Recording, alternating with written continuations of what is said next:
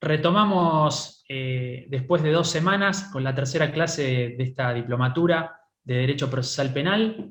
En el día de hoy vamos a tratar el tema de la víctima en el proceso penal, en el marco de la nueva ley 15.232, lo que hace a la derecho a una asistencia letrada, derecho de la víctima a ser oída, el nuevo rol o la extensión en el rol del particular damnificado, la ampliación de sus facultades. Bueno, para todos estos temas tenemos invitadas 2 colegas en el día de hoy, a la doctora Inés Jauregui Berri, que es abogada, actualmente defensora pública de víctima con asiento en la provincia de Buenos Aires, es máster en Derecho en la Universidad de Yale, y posee diploma y postítulo en Derechos Humanos y Mujeres de la Universidad de Chile.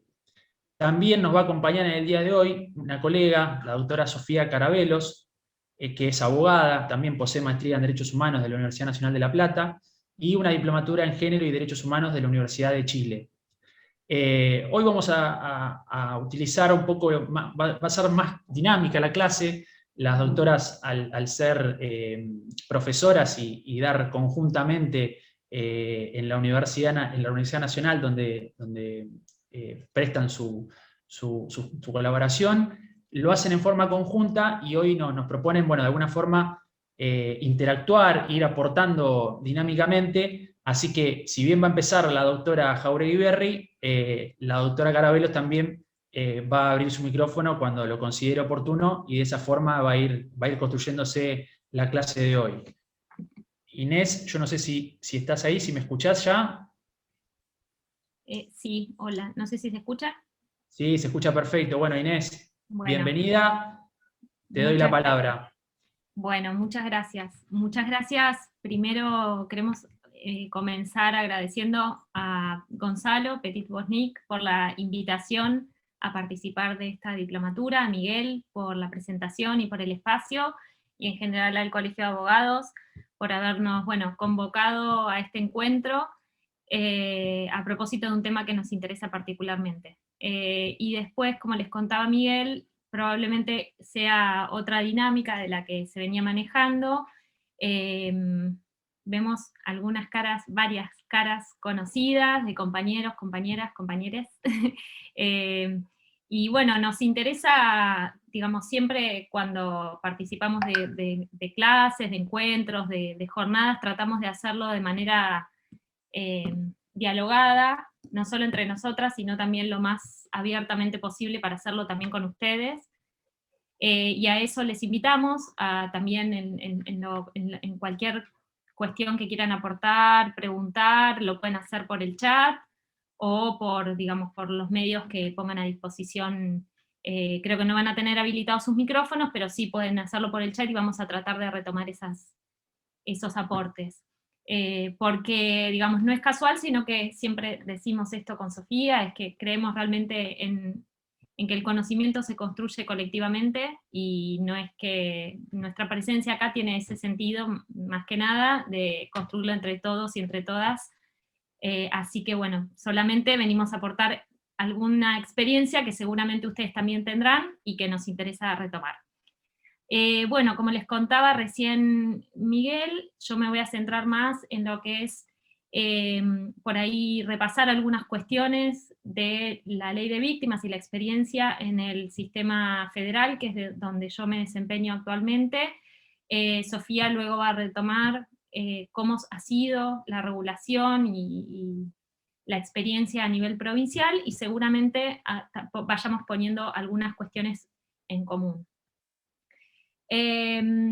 Bueno, para comenzar, digamos, sí me interesaría como mencionar o pasar por arriba esta cuestión que desde el estudio del derecho penal y del derecho procesal ya es un lugar casi común decir que la víctima es uno de las partes del proceso penal que ha sido más relegada, más olvidada durante muchos años, que tiene su explicación con esta idea del derecho penal liberal, de la apropiación del conflicto, digamos, por parte del Estado, lo cual supuso durante muchos años un avance, pero en nuestras experiencias, y particularmente en las experiencias latinoamericanas, con violaciones a derechos humanos importantes, y que su, digamos, gestión a nivel judicial fue tardía, este olvido o este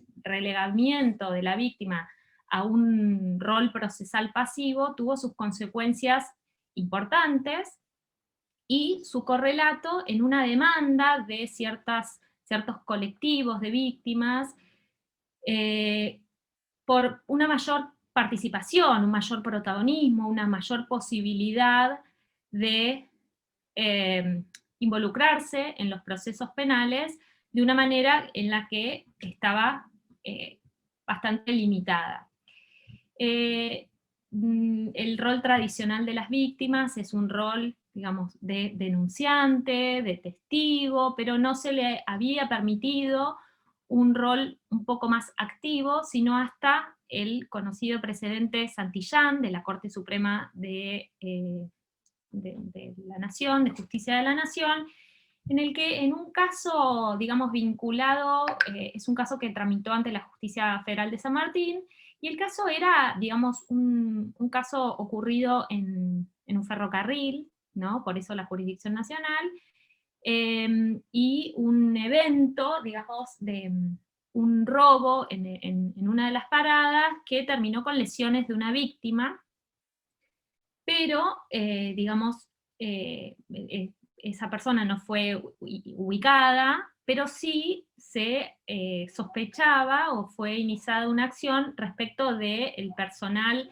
de seguridad en el que estaban en ese momento, por alguna especie de connivencia o digamos, incumplimiento de sus funciones. Entonces, ese caso, digamos, terminó en un sobreseimiento, porque la Fiscalía consideró que no había un delito concreto para imputar, y en ese caso el acusador particular, o el pretenso querellante, recurrió a ese sobreseimiento de forma autónoma. Ya la Fiscalía, digamos, no había seguido adelante con la causa, considerando que no debía acusarse esa persona, y Santillán con su abogado llegaron a la Corte y lograron el reconocimiento tan, digamos, posteriormente renombrado de esa potestad autónoma que tiene la víctima cuando está constituida en querellante, o sea, asume un rol procesal determinado,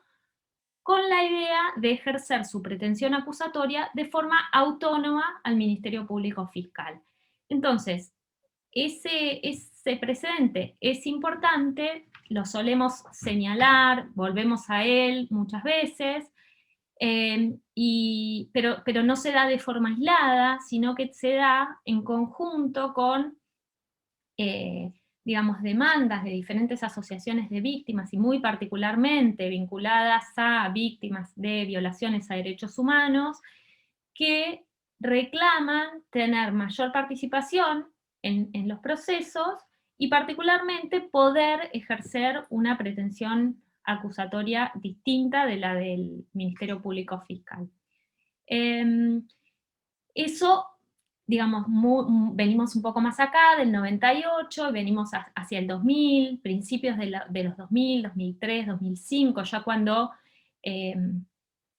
se retoma la posibilidad de reenjuiciar a los responsables de la última dictadura militar, particularmente, digamos, el reforzamiento de esos juicios, la posibilidad de reinstaurarlos, trae como novedad la constitución de las víctimas, no ya particularmente, sino de manera colectiva, de acusar con esas querellas que se empiezan a institucionalizar, o sea, ya no son las víctimas particulares, la víctima persona quien puede asumir ese rol particular, sino también se empieza a reconocer con mucha presencia en la jurisprudencia la posibilidad de que las querellas sean los organismos de derechos humanos per se, sin necesidad de que haya una víctima concreta y particularmente ofendida, ¿sí?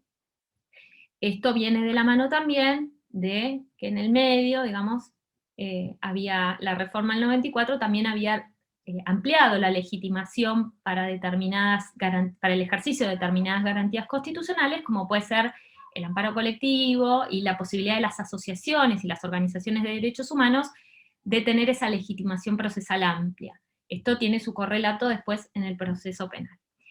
Todo este raconto histórico es para contarles o para que leamos en contexto histórico que años después las asociaciones de víctimas, distintas asociaciones de víctimas con distintas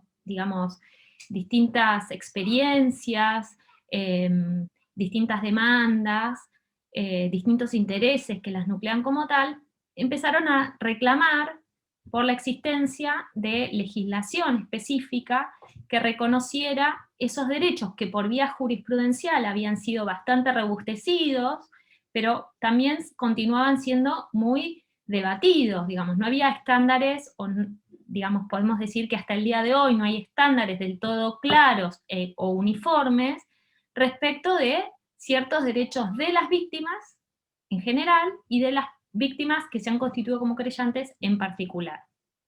Algunas cuestiones sí ya estaban saldadas, por ejemplo, la posibilidad de, la mayoría de los códigos procesales habían recogido esa posibilidad de constituirse como querellantes en el proceso penal, la posibilidad de recurrir la sentencia adversa a sus intereses, ¿no? Eso, digamos, ya hay bastante, digamos, recorrido en ese sentido, pero todavía al día de hoy continúan habiendo ciertos interrogantes sobre, como por ejemplo, hasta dónde se extiende el derecho al recurso, si es, digamos, se agota en la doble instancia, o también comprende las vías extraordinarias, la posibilidad de recurrir otros actos procesales, la posibilidad de oponerse a ciertos actos procesales, ¿no? Y esto ya lo vamos a ir repasando. Llegamos al año 2017 y es sancionada a nivel nacional la ley de Derechos y Garantías de las Personas Víctimas de Delitos, que es una ley sancionada por unanimidad en ambas cámaras del Congreso Nacional. La ley de víctimas, que es la 27372, tiene como al menos dos partes muy claramente diferenciables.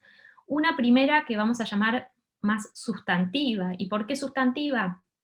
Porque justamente lo que hace es reconocer derechos de las personas víctimas de delitos. Y esos derechos tienen una segunda parte, que es, se ve ese correlato en modificaciones al Código Procesal Penal de la Nación. Y después, podemos pensar en una tercera parte que crea todo un sistema integral de protección de derechos y garantías de las víctimas, que está en parte, digamos, conformado por el cargo que yo ejerzo en la actualidad, que es el cargo de Derecho de Defensores Públicos de Víctimas, pero no exclusivamente, sino que también se crean organismos del sistema de administración que van a, digamos, a tener a su cargo la asistencia y patrocinio jurídico en ciertos casos de las víctimas. O sea, esto se conforma como un sistema de atención integral a las víctimas. Ahora bien, esto,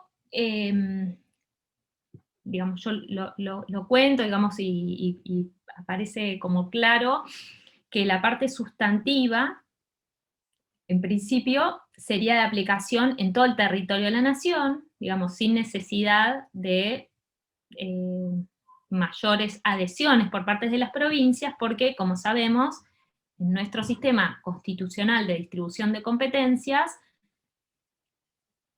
por el 75 inciso 12, el Congreso Nacional tiene la potestad de dictar los códigos de fondo, o sea, tiene a su cargo la regulación de los derechos de fondo, y las provincias los procesos en todo caso, ¿no? Los códigos procesales, los códigos de forma. De hecho, la propia ley de víctimas, en su artículo 1, establece que es una ley de orden público, y esto marca una exigibilidad especial, o sea, las provincias, al ser una ley de orden público, las provincias no pueden, digamos, establecer estándares por debajo de eso, sino que al menos tienen que reconocer esos derechos, y tienen la obligación, además, de adecuar sus legislaciones procesales.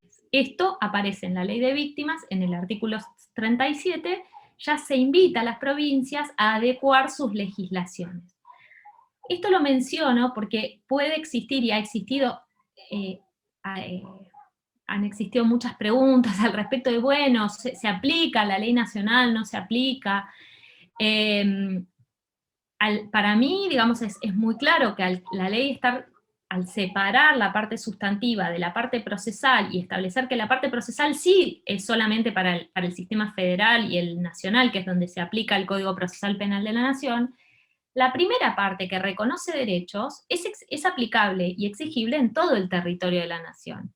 Las provincias a lo sumo pueden adecuar sus legislaciones procesales para hacer valer esos derechos, para hacerlos exigibles, digamos, determinar el tiempo, la forma, qué requisitos tiene tal cosa, por supuesto, sin alterar su ejercicio, pero sí, digamos, adecuar sus códigos procesales particulares, pero de ninguna manera, a mi modo de ver, de manera muy clara, digamos, no hay manera de que las provincias se evadan del cumplimiento, del reconocimiento de esos derechos y garantías, invocando que no han adaptado sus legislaciones procesales, ¿no? Eso sabemos que no es, dentro de nuestro sistema federal, una posibilidad, digamos, es decir, evadirse, no, yo no reconozco, la verdad, no sé, el derecho a una educación sexual integral, o no reconozco el derecho a la salud, porque yo no tengo los procedimientos, digamos. Eso no ha sido un argumento válido para que las provincias se puedan evadir del cumplimiento de ningún derecho. Tampoco, a mi modo de ver claramente, se pueden evadir del reconocimiento de los derechos y garantías de las víctimas por no tener adecuadas sus legislaciones procesales. Bien, ¿hasta acá vamos bien? ¿Sí? ¿Hagan así o no? ¿Sí? Ah, bien. Bien, entonces, ¿qué derechos y garantías se reconocen a las víctimas en la ley nacional? Algunas van a aparecer nuevamente, digamos, reiterados en la ley provincial, pero básicamente tienen derecho a recibir un trato digno, a aportar prueba, a obtener información de la causa, ¿no? A tener, a poder compulsar las actuaciones, a recuperar los efectos que le hubieran sido sustraídos de manera rápida, a que sean mínimas las molestias que se les ocasionen. Esto es muy importante porque tiene que ver con el derecho a la no revictimización, y es un principio rector de la ley, el principio de no revictimización, no tratar a las víctimas como responsables del delito, ni tampoco hacerles sufrir consecuencias más allá de, obviamente, lo que se extrae de una investigación, pero no reiterar las citaciones, y por eso hay como un principio que vendría a estar atado al de economía procesal, que es tratar de juntar en la menor cantidad de actos procesales posibles la mayor cantidad de diligencias que se requieran respecto de las víctimas, y no citarlas reiteradamente a menos que sea estrictamente necesario. Otro principio es el de rápida intervención, esta idea de que la justicia tome de manera rápida, y en los casos en los que existen situaciones de vulnerabilidad de manera urgente, las medidas de protección que sean necesarias para que el hecho no se reitere, o para que cesen rápidamente las consecuencias o los efectos de los hechos delictivos. Hay además una presunción, en algunos casos, de vulnerabilidad para las víctimas, que esto marca la posibilidad de que los organismos jurisdiccionales adopten medidas de protección, y esas condiciones de vulnerabilidad presuntas van a estar atadas a, digamos, tanto a ciertos delitos, ¿no? Delitos vinculados a la integridad sexual, delitos de tratas de personas en el caso del Fuero Federal, o por características propias de las víctimas, personas menores de edad, niños, niñas y adolescentes, adultos mayores, o personas que están sometidas económica o tienen alguna dependencia económica, emocional o personal respecto del agresor. y la posibilidad, los derechos más procesales que vamos a llamar, que tienen que ver con la posibilidad de participar activamente de determinadas diligencias, o bien ser oídas por el organismo jurisdiccional con antelación a adoptar ciertas decisiones. ¿Qué decisiones? Aquellas que puedan, va a decir la ley de víctimas, tiene obligación de ser notificadas y ser oídas de todas aquellas medidas que impliquen la adopción o el cese de medidas de coerción o medidas de ejecución de la pena. Entonces, todo lo que van a hacer, medidas anticipadas como salidas transitorias, libertades condicionales, van a requerir necesariamente que el organismo jurisdiccional cite a la víctima, la escuche, y bueno, ahí aparece la pregunta sobre la que seguramente vamos a volver ahora con Sofía, que es qué efectos, qué consecuencias tiene que la víctima tenga derecho a ser oída, porque la ley de víctimas, al menos la ley de víctimas federal, no lo dice, y no sabemos, o sea, ¿para qué se la cita? Es un requisito, nada más formal. Pues, si se opone, tiene que ser necesariamente seguida su voluntad, por ejemplo, si se opone a que se otorgue una medida menos gravosa de privación de libertad, o que se otorgue algún beneficio de la ley de ejecución, eso tiene necesariamente que tener una consecuencia, sí, no, puede la víctima recurrir si no se sigue su voluntad. Bueno, todas estas son cuestiones como las que les mencionaba recién, que son estándares que todavía no están del todo claros, que vamos a necesitar, digamos, transitar un tiempo, de que esto llegue también a la jurisprudencia de nuestros organismos superiores, ¿no? A las cortes y a tribunales superiores, y ver qué se dice al respecto. Porque podría hablarse de una colisión de derechos, podría hablarse, ¿no? Ahí hola Juan, dice, ¿quién debe oír a la víctima? ¿El juez o el fiscal o ambos? Bien, en principio, esa es una muy buena pregunta. La primera pregunta que yo haría sería, ¿quién debe citar? Que esto aparece muy claro, ¿no? Y esto es algo que conversamos varias veces con Sofía, esta idea de que muchas veces la citación a la víctima se pone primero como se concibe, ¿no? Como una cuestión a cumplir, ¿no? Esta idea, bueno, tenemos que cumplir como un mero paso procesal, un requisito que nos pone un palo en la rueda cuando queremos avanzar con el proceso, además tenemos que citar a la víctima.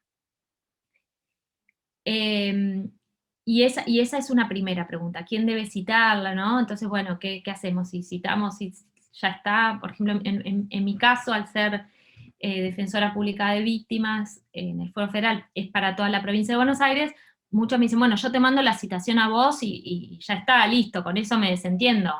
No, o sea, no, yo no soy la víctima. O sea, la ley dice, tienen que citar a la víctima y oír a la víctima. Yo no sustituyo la voluntad de nadie, no vengo a suplir ninguna presencia de nadie, en todo caso asisto o patrocino a víctimas que así lo soliciten en determinadas condiciones.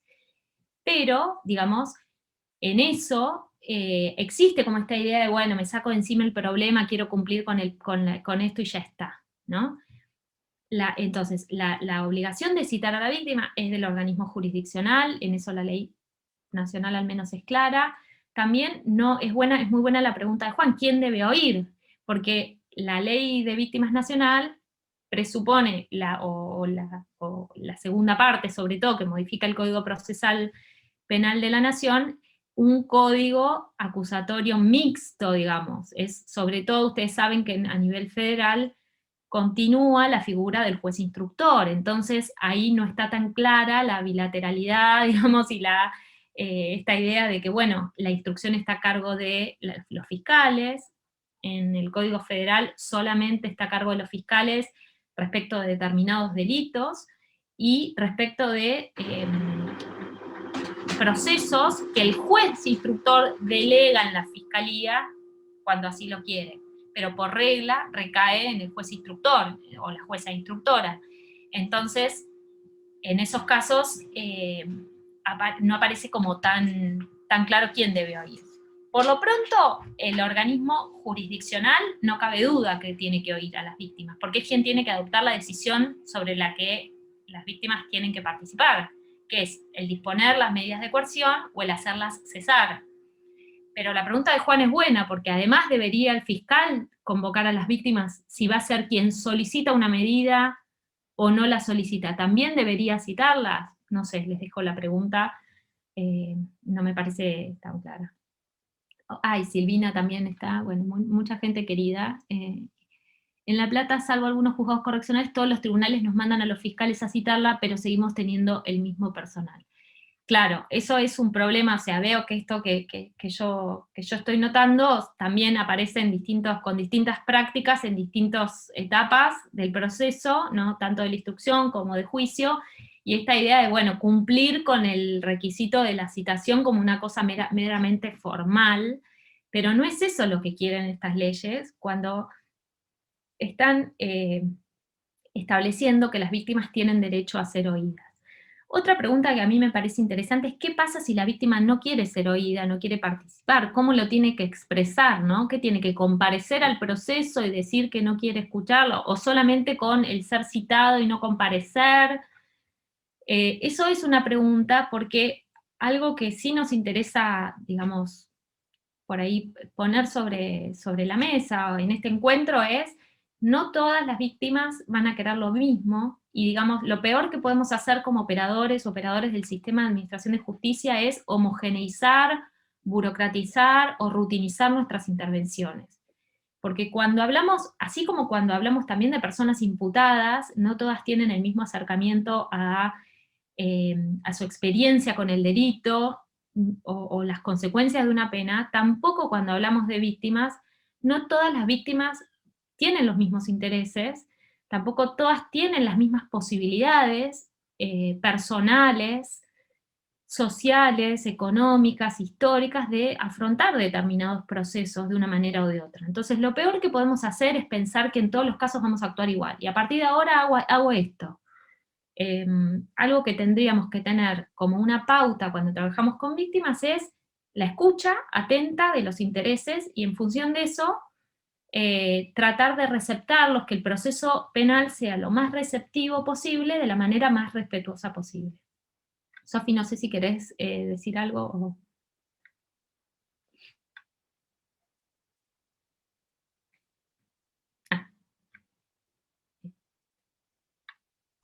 No, en principio, pasame la palabra cuando a vos te parezca, Inés.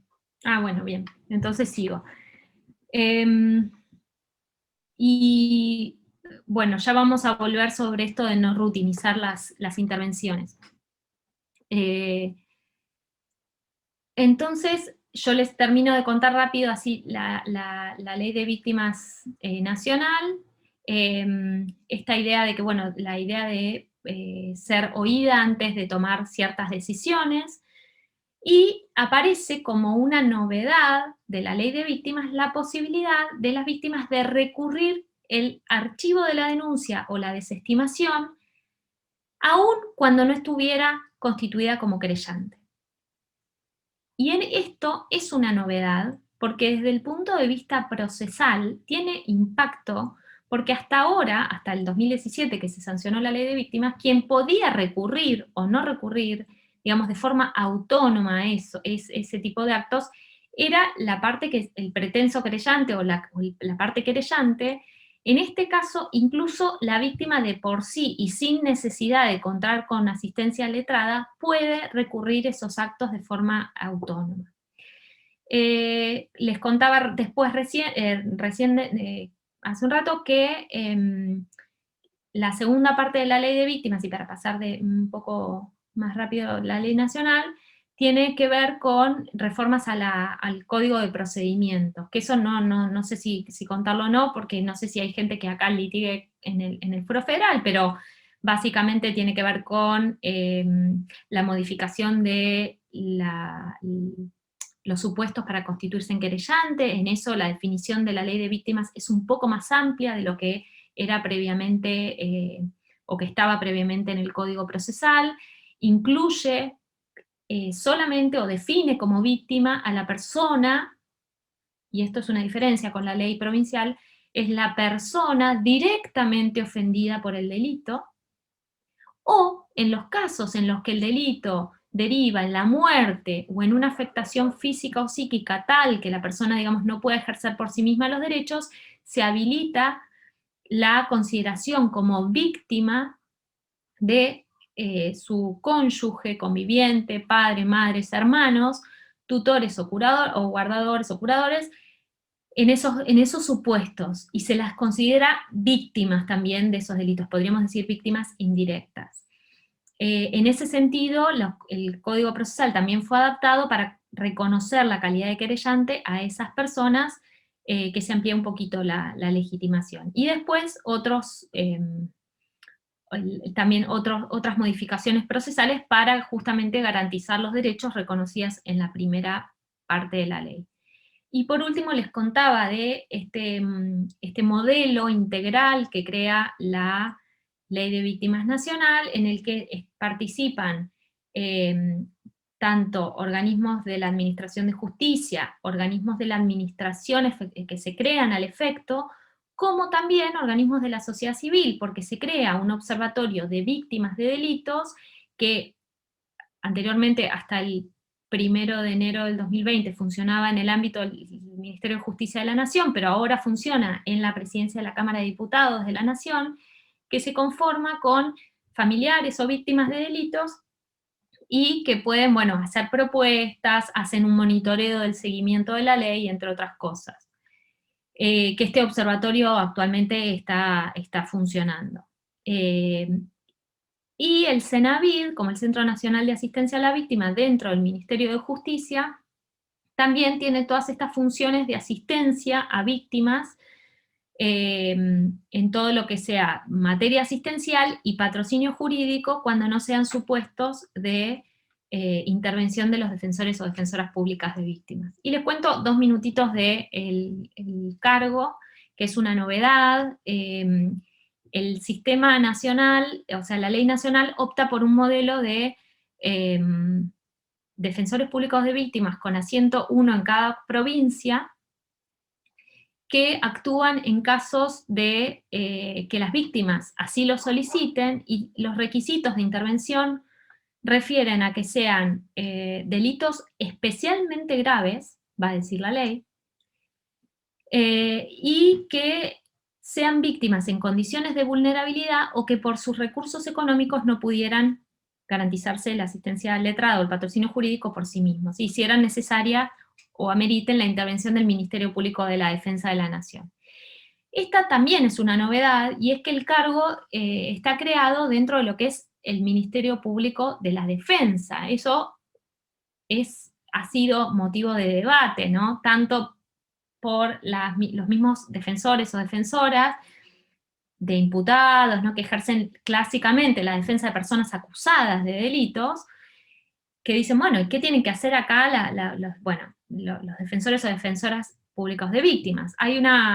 Para mí hay varias explicaciones para que eso sea así.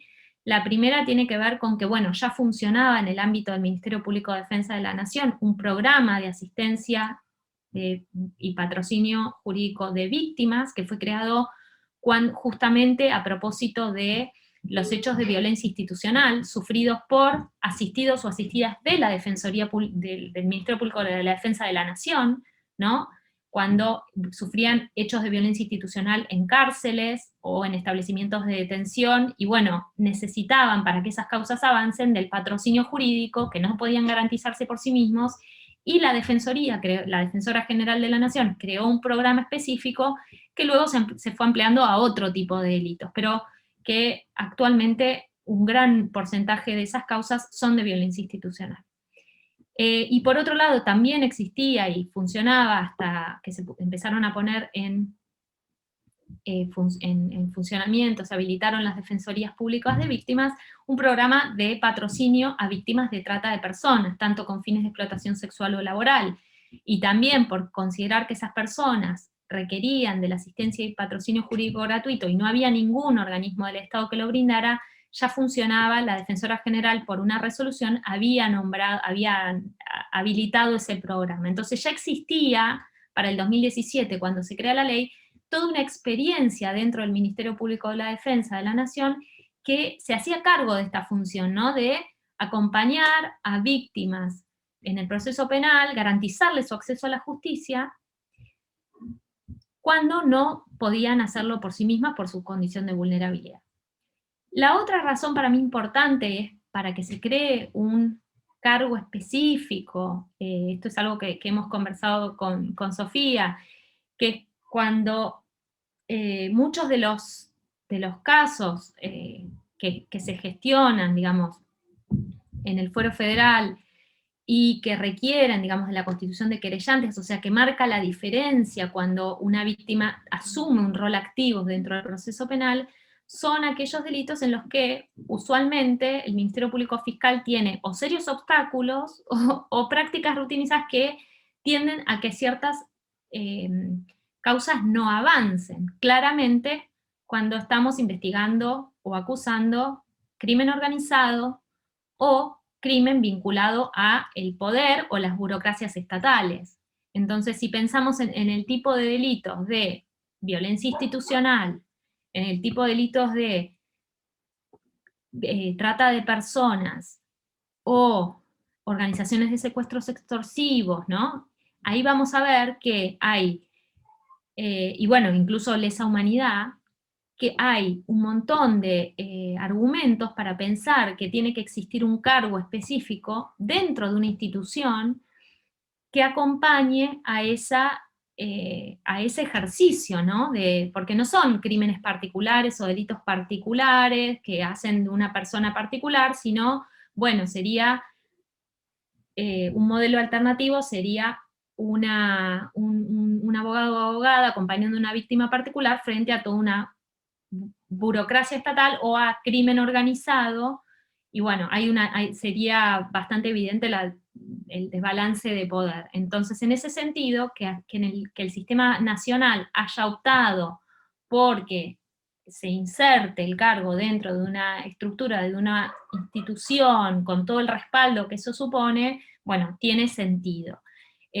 Podemos preguntarnos si ese es un modelo que debería replicarse o no en la provincia frente a los delitos que se gestionan en la provincia de Buenos Aires, que son distintos de los que se gestionan en el sistema federal. Entonces, por ahí las razones que yo les cuento tienen que ver con ese anclaje en esos delitos particulares que se investigan en el fuero federal.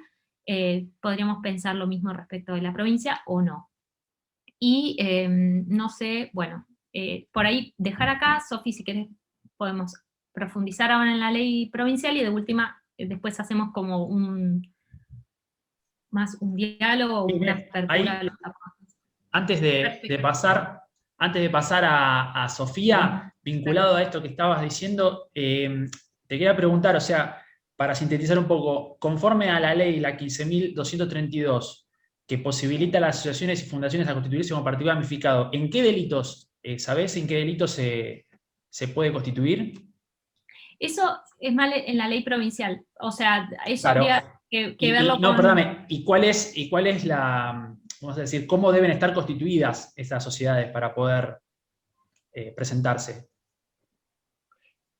Por eso ya sería más, yo estaba hablando más de la ley nacional, de la 27.372, eso sería más de la ley provincial, entiendo yo. En la ley nacional no está la posibilidad de ser considerada víctima de una asociación, o sea, no se las considera víctimas. Sí está la posibilidad de que esas asociaciones se constituyan como querellantes, ¿no? Por el artículo 82-83 del Código Procesal Penal de la Nación. No en carácter de víctimas, sino en carácter de representantes de ciertos intereses vinculados a bienes colectivos, ¿no? Los delitos clásicamente ambientales, o hay una larguísima trayectoria de las querellas vinculadas, constituidas por organismos de derechos humanos que, por ejemplo, se presentan como querellas autónomas dentro de los delitos de lesa humanidad. Entonces, en los procesos, por ejemplo, que se están desarrollando desde el 2003 en adelante, hay víctimas particularmente constituidas como querellantes, pero también hay organismos, supongamos, no sé, la APDH o la Secretaría de Derechos Humanos, perdón, o las escuelas.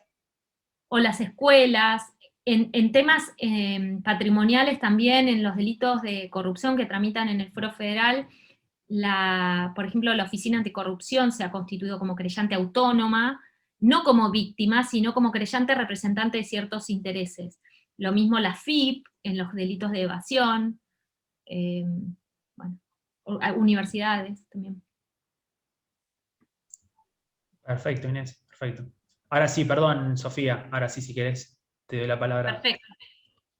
Bueno, buenas tardes. Voy a tratar de darle continuidad a lo que venía diciendo Inés, más abocada a la provincia de Buenos Aires, es decir, la ley que mencionaba recién Miguel, la 15.232.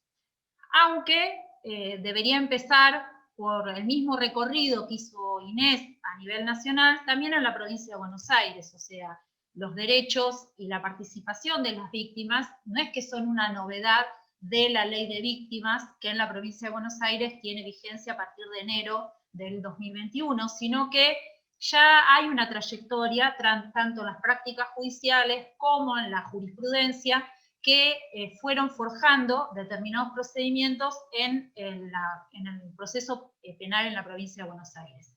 Veo entre los participantes, por ejemplo, Raquel Poncinibio, que se presentó en más de una causa, justamente con este mismo recorrido que mencionaba Inés, ¿no? De la Defensoría del Joven, como representante, como particular damnificado, representando los intereses de adolescentes que habían tenido algún tipo de violación a sus derechos en los procesos penales. E históricamente, digamos, también hubo participación del Ministerio Público en cabeza de la defensa pública, porque bueno, justamente nuestro sistema todavía no ha posibilitado que se concrete la autonomía de la defensa, la presentación de como particular damnificado, como fiscal, como, digo bien, como fiscal, como defensor, por ejemplo en la Ciudad de La Plata, en un caso muy renombrado, Miguel Bru, el Oxafrain se presenta como particular damnificado en la causa donde se investiga el homicidio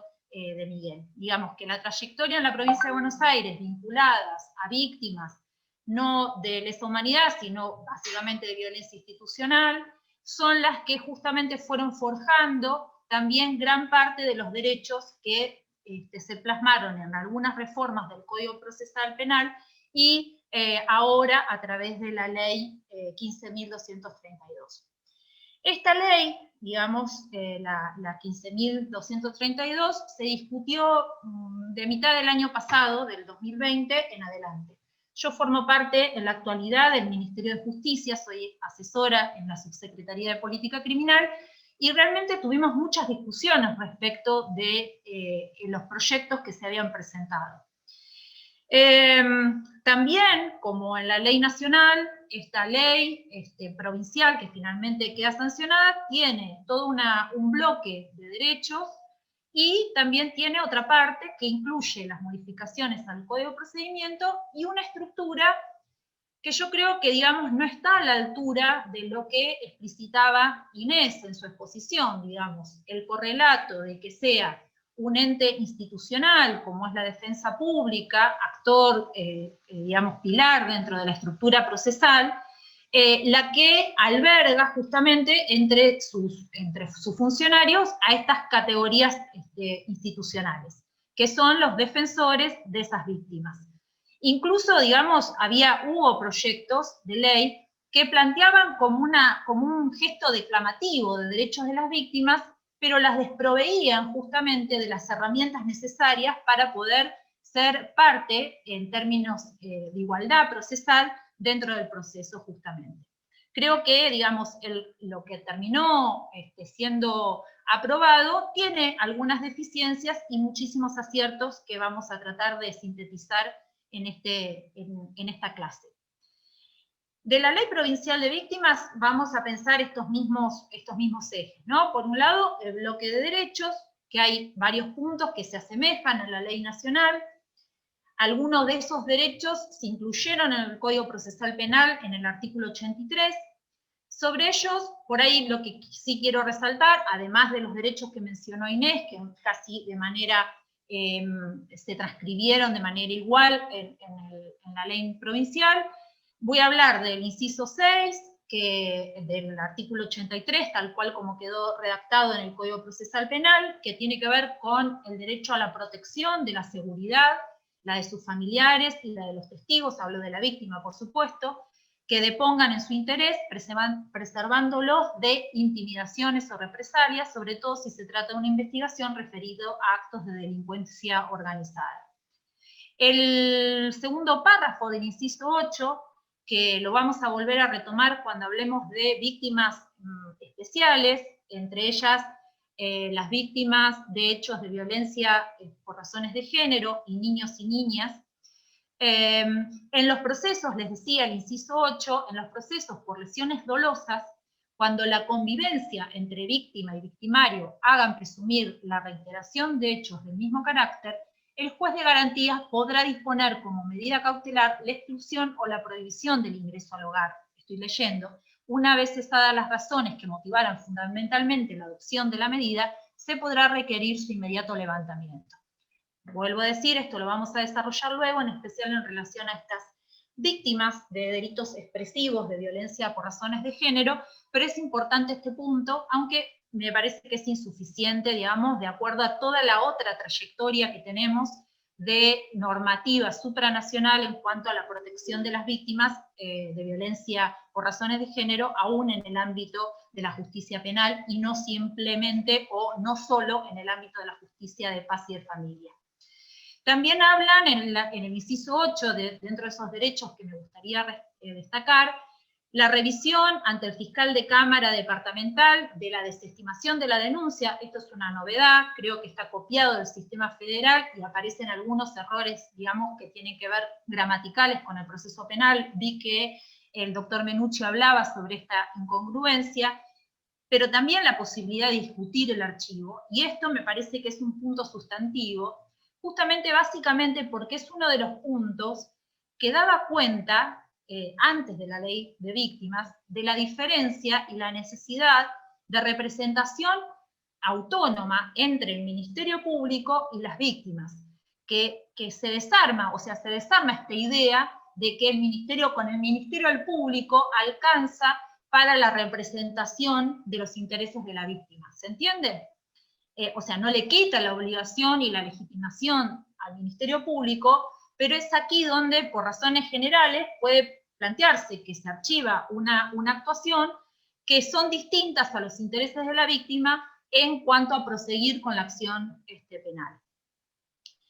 El inciso 7, a requerir el inmediato reintegro de los efectos sustraídos y el cese del estado antijurídico producido por el hecho investigado en las cosas o efectos de su pertenencia, cuando ello corresponda según las disposiciones de este código. Estoy leyendo algunos de los artículos que me interesa destacar de esta inclusión que hace la Ley de Víctimas Provincial dentro del artículo 83 del Código Procesal Penal. Restitución de bienes en delitos que afectan al patrimonio en hechos de violencia por razones de género, se me ocurre, por ejemplo, donde podría haber una restitución de bienes. Y acá me gustaría hacer un paréntesis. Entre otros derechos que había antes de esta reforma de la ley, aparecían algunos que destacaban las posibilidades de protección de determinadas víctimas, pero por sobre otras. Por ejemplo, en este punto particular sobre la posesión de los bienes, o sea, devolver la posesión de los bienes, en el Código Procesal de la Provincia de Buenos Aires, ustedes saben que existe el 231 bis, que fue incorporado al Código Procesal Penal en el 2006.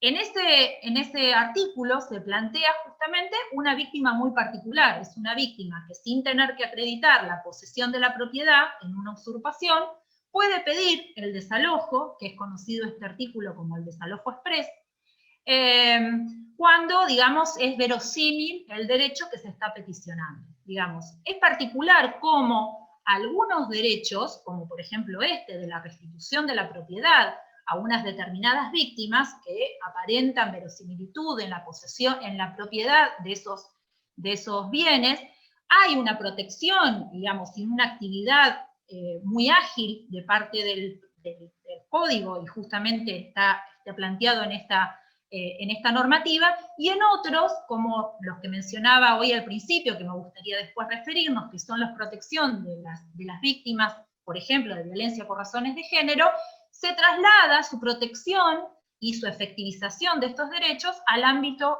de familia o al ámbito de la justicia de paz. Esto lo decía como, digamos, como un paréntesis, ¿no?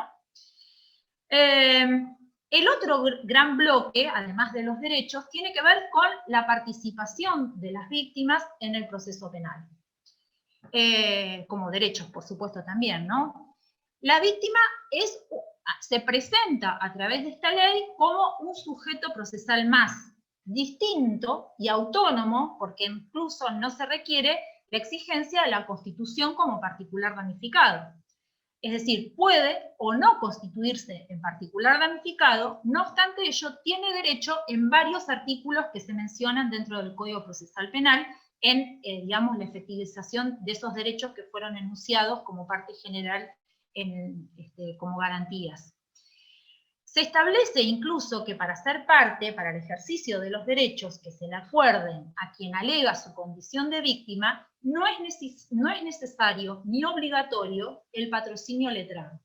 Y esta es otra novedad de la cual también refería Inés. Esto, por supuesto, tiene sus ventajas y desventajas, ¿no? Por un lado, facilita como el acceso al despojar incluso de la formalidad del patrocinio, pero por otro lado la pone en una situación de desventaja procesal porque en varios de los actos en donde se le da vista y se pide su opinión, al no ser una obligación el contar con patrocinio, puede quedar en una situación de desprotección. Sus intereses en particular, ¿verdad? Siguiendo con el sujeto procesal y esto que preguntaba Miguel, ¿no? Respecto de los tipos de víctimas que establece la ley provincial, y yo diría que quizás el desacierto de confundir la categoría de intereses que representaba el particular damnificado, confundirlo con lo que significa ser víctima. A ver, voy a leer también el artículo 4 para que compartamos y ustedes me digan o no si observan que quizás hay cierta desprolijidad en la redacción de este artículo. A los fines de la presente ley se considerará víctima, y esto aparece la víctima directa, que sobre eso no tenemos ninguna duda, pero también aparecen, por ejemplo, las víctimas indirectas, y se menciona como parte de las víctimas indirectas, obvio que al grupo familiar originado en el parentesco, en el caso de fallecimiento, por ejemplo, pero también se menciona a los tutores, guardadores o representantes legales, que esas no son víctimas indirectas, son representantes de la víctima directa o indirecta eventualmente. Y aparece, digamos, también esta mención sobre las víctimas colectivas o difusas, que se las menciona en el inciso C como, y otra vez voy a leer, las asociaciones y organizaciones de la sociedad civil debidamente constituidas respecto de aquellos delitos que afecten intereses colectivos o derechos de incidencia colectiva, que se vinculen directamente con su objeto social. Acá aparece este concepto de víctima colectivo difusa, cuando en realidad podría quedar englobado dentro del concepto de interés que sí aloja a lo particular damnificado.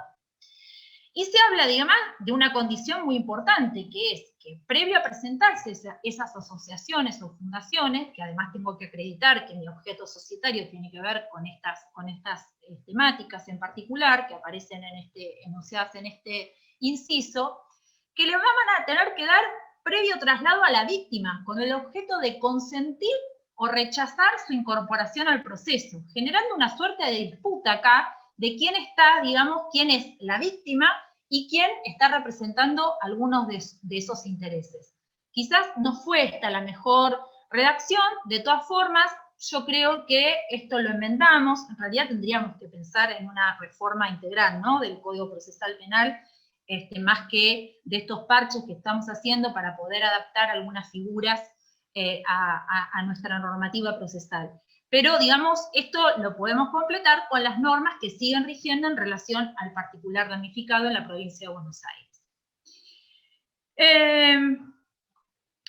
A ver, el sistema de representación que genera la ley de víctimas en la provincia de Buenos Aires, como dijimos, es bastante distinto al que se planteó a nivel nacional.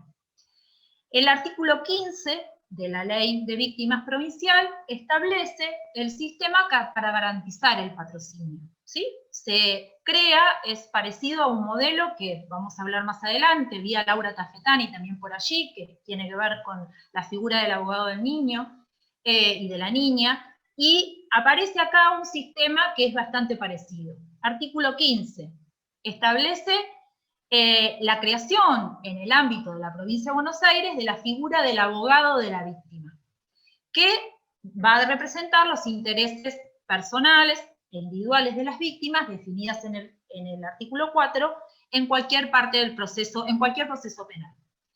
En esos procedimientos será obligatorio informar a la víctima de ese derecho a ser legalmente representado por este abogado del registro de abogados de la víctima.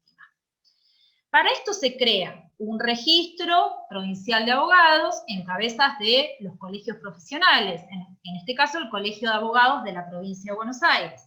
Sí es cierto que se piden requisitos como para no descansar en la novedad de quien recién se matricula y que haya cierta expertise en el abordaje de la representación de estas víctimas. Una matrícula mayor a 3 años, el dictado de un curso especializado, con perspectiva de género y obligatorio también con perspectiva en derechos humanos, que además es la condición para poder ser inscrito dentro del registro.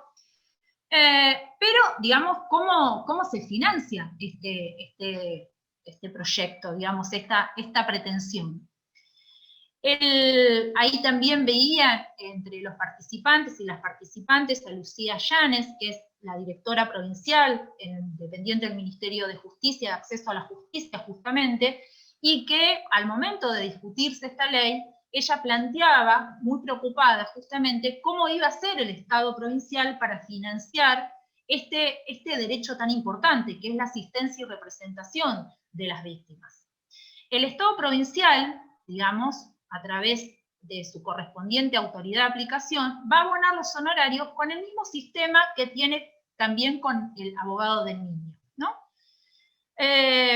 Y explicaban en un informe que habían presentado justamente en el Ministerio de Justicia, que esta era ya como la tercera vez, el tercer intento en la provincia de poner en marcha un sistema de patrocinio en articulación con el Colegio de Abogados. El primero de ellos, yo tomé nota, digamos, de algunas de esas iniciativas. El primero de ellos, que se creó en el 2005 con el decreto 406, que se daba inicio al servicio de patrocinio jurídico gratuito destinado a las personas que hayan resultado víctimas de delitos y que carezcan de recursos.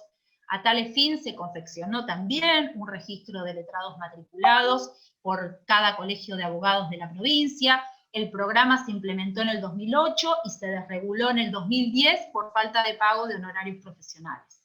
El segundo, en el 2015, se llevó a cabo por medio de un convenio entre el Ministerio de Justicia y el Colegio Provincial de Abogados, también, para realizar el programa de patrocinio jurídico gratuito a víctimas de delitos por medio de la creación de un nuevo registro de abogados en cada departamento judicial. Y el problema fue, nuevamente, el pago de los honorarios, ¿sí? Esto en el 2007, del total, sí, se solicitaron cerca de cientos de personas se habían registrado, y al no pagarse los honorarios, cada vez quedaban menos anotados en el registro. Y además, vuelvo a insistir, también tenemos desde el año 2013, en la provincia de Buenos Aires, la 14568, que introduce la figura del abogado del niño y de la niña, a fin de representar justamente a niños, niñas y adolescentes en sus especiales intereses, individuales o colectivos, ante cualquier procedimiento judicial o administrativo, ¿no? que afecte sus intereses. Esta instrumentación también se realiza a partir de los colegios de abogados departamentales, quienes también convocan y llevan un registro de profesionales que conforman un registro con esta obligatoriedad de que los inscritos realicen un curso, ¿no? Esto, en los hechos, muchos abogados y abogadas de niños se presentan en el ámbito penal, no con falta de resistencia por parte de los operadores judiciales que no aceptan esta figura, en particular como particulares damnificados justamente en los procesos donde esos niños, esas niñas, esos adolescentes son víctimas de delitos. Pero, digamos, no está prevista, incluso en la ley, en la 14.568, la participación en los procesos penales, ni en la normativa, ni en el Código de Procedimiento tampoco está previsto, y la ley de víctimas no los incluyó dentro de esta amplitud de derechos que fueron consagrados. Y hay otro cuerpo de abogados y abogadas que me parece también importante mencionar, y que fue una ley sancionada en el 2017, conocida como Ley Abal Medina, que es una ley nacional, la 27210, por el cual se plantea la posibilidad de el patrocinio jurídico gratuito a mujeres víctimas de violencia de género. Esto lo nombro, ¿no?, para pensar cómo se puede pensar un buen sistema de patrocinio, ¿no?, que no reproduzca los errores que ya se produjeron. Y además con la idea también de profundizar sobre la información sobre la cual nos vamos a basar para poder generar modificaciones, incluso legislativas. Esto es, contar con un diagnóstico y con una percepción acerca de qué tipo de víctimas son las que mayormente presentan inconvenientes para acceder a los derechos dentro del marco procesal penal, y cuánta cantidad de casos, digamos, representan esos problemas, ¿no? Porque además algo que también conversábamos con Inés tiene que ver con qué es lo que entendemos que quieren las víctimas. O sea, cuando hubo varios proyectos que tendían a una extensa participación de las víctimas en los procesos que tenían que ver con las medidas de seguridad que se disponían respecto de los imputados o posibles imputados, ¿sí? O sea, participación para ver si se dictaba la prisión preventiva, si salían de la prisión preventiva, sí, que eso, digamos, quedó incluido en varios artículos del Código Procesal Penal a partir de la reforma de la ley. Pero, digamos, también en la escucha de las víctimas, quienes tenemos trayectoria en esto, porque venimos quizás de muchas de esas historias que han fundado estos derechos de las víctimas en la provincia de Buenos Aires, vemos que en realidad lo que las víctimas muchas veces piden es que haya una investigación eficiente, saber lo que pasó, es la frase que escuchamos permanentemente, ¿no? Quiero saber qué pasó, digamos. Entonces, quizás poner el esfuerzo en una investigación eficiente que pueda dar lugar a ese otro derecho que ha consagrado la jurisprudencia y que es supranacional, que es el derecho a la verdad, lo tenemos que conjugar también con esta ley de víctimas en la provincia de Buenos Aires y en el sistema federal también. Seguimos con el bloque de participación, o sea, este bloque de participación en el proceso, ¿no? Que lo podemos dividir más que nada durante la IPP, el juicio, y luego en la etapa de ejecución de la pena. El artículo 12 de la Ley de Víctimas menciona que durante toda la investigación penal y hasta el dictado de la sentencia, obviamente, la víctima tiene derecho a ser informada, cosas que mencionó Inés, y a ser oída en audiencia especial ante el juez. En este caso sí está resuelta la pregunta acerca de quién tiene que escuchar a la víctima, en la etapa procesal correspondiente, aunque no es el único momento donde se la cita para poder conocer lo que opina la víctima, ¿no?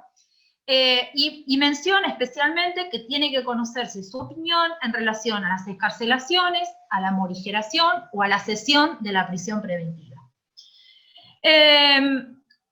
Además, es un derecho que se puede garantizar sí, solo sí, en el momento de plantear la denuncia, en ese lugar tradicional donde estaba reducida la participación de la víctima genera un domicilio que actualiza de manera obligatoria o de manera, digamos, prolija, un punto de contacto, un domicilio electrónico, o sea, eso, digamos, todavía está por implementarse en el marco de justamente una tendencia a las comunicaciones electrónicas en los procesos, tanto penal como, bueno, también en el ámbito de la Suprema Corte.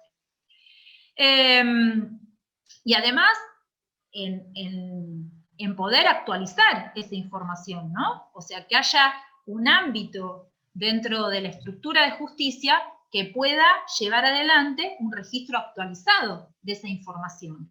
Porque, digamos, en procesos que duran años, como en la provincia de Buenos Aires, esa tiene que ser un requisito que aún no sabemos cómo va a estar garantizado. Decía Silvina Langone, bueno, nos tenemos que encargar nosotros también de eso, o sea, no solamente de contar con ese dato inicial, sino además una renovación y una actualización permanente de esa información. Evidentemente se van a tener que crear estructuras dentro del sistema de justicia que puedan operativizar concretamente estos derechos para que no carguen sobre las espaldas de quienes tienen otras tareas y justamente, digamos, la idea es poder enriquecer y complejizar el sistema penal en un sentido positivo, y no, digamos, que carguen la responsabilidad de lo que la ley plantea como derecho a las víctimas. Esto que yo les decía de cuál es la participación que se le da en la etapa de investigación y hasta la sentencia, trajo, por supuesto, aparejada la reforma de distintos artículos del Código Procesal Penal. Entre ellos, el 168 bis, que es esta audiencia en donde se resuelve o no la situación procesal de las personas que se encuentran imputadas. Aquí se le tiene que dar participación a la víctima o particular damnificado en caso de no constituirse. En varios de estos artículos que modifica el Código Procesal Penal, da cuenta de esta distinción entre lo que significa víctima y lo que significa particular damnificado, que puede estar, digamos, subsumida la figura de la víctima de particular damnificado, pero se diferencia en forma permanente. ¿Qué pasa cuando no se diferencia? Eso todavía la jurisprudencia no lo ha resuelto. También el 325 sobre la impugnación, ¿no? Sobre el sobreseimiento, perdón, que tiene que notificarse a la víctima y, bueno, se va a escuchar su opinión dentro de los 3 plazos de notificados. ¿Qué pasa cuando esa víctima justamente no tiene patrocinio jurídico? Bueno, esas son las desventajas que genera estas otras enunciaciones de derechos, pero que quedan sin la consistencia de la organización institucional que pueda dar respaldo verdadero a este tipo de derechos. Para que proceda el otro artículo, el 396, que me parece que es importante mencionar, que también fue modificado por la Ley de Víctimas, sobre el acuerdo de juicio abreviado. Este era uno de los cambios que se requerían desde las organizaciones que defienden víctimas de violencia por razones de género. Me refiero a, digamos, que había un prurito particular en la no participación, o sea, en no aplicar la suspensión de juicio a prueba, porque se suponía, digamos, contradictorio con la legislación internacional y nacional. Sin embargo, no había ningún tipo de prurito en generar un juicio abreviado sin ningún tipo de participación ni anoticiamiento de parte de las víctimas. Por eso, digamos, es muy bien receptado este artículo que fue incorporado por la Ley de Víctimas en cuanto a la necesidad de que sea convocada la víctima en el procedimiento de juicio abreviado para manifestar su opinión, aunque, digamos, no es, sí es vinculante el acuerdo que haga el fiscal con el defensor, y la víctima, en todo caso, puede contenerse a través de alguna definición en particular que el juez haga, por ejemplo, respecto de pautas de conductas que se pueden establecer también como accesorias del juicio abreviado. voy a tratar de pasar un poco más rápido. La ley de víctimas también dije que modificaba gran parte de las normas que tienen que ver con la ejecución de la pena, ¿no? Hablamos de la posibilidad de no solamente ser informada, sino también ser oída en audiencia especial que se genere también ante el juez competente, entendemos que es el juez de ejecución en la etapa procesal, bueno, que corresponda, para, digamos, todo lo que tenga que ver con excarcelaciones, morigeraciones, cesación de la prisión preventiva, también las salidas transitorias, la libertad condicional, la prisión domiciliaria, la libertad asistida. Y esto, digamos, comienza también desde el cómputo de la pena en el Código de Procedimiento Penal, donde la información del cómputo de la pena que se ha aplicado tiene que ser informada no solamente al defensor y al agente fiscal, sino también y fundamentalmente a la víctima, para que genere justamente esta posibilidad de previsibilidad respecto de la situación que la vincula con ese proceso penal. Esto, digamos, ya en el ámbito, bueno, otra vez aquí han sido, digamos, las organizaciones y el patrocinio de víctimas de violencia de género las que han insistido sobre la necesidad de conocer acerca de el momento en el cual vuelve a recobrar la libertad la persona que ha sido condenada por un hecho que la ha tenido por víctima, un hecho expresivo de violencia de género. Ni hablar en los delitos contra la integridad sexual. Inés mencionaba la cuestión acerca de cómo debe entenderse la ley nacional, aquellos que constituyen derechos sustantivos, el reconocimiento de derechos sustantivos de la víctima, que no podían de ninguna manera estar, digamos, su aplicación, estar excusada porque no hubiera una ley provincial de víctimas.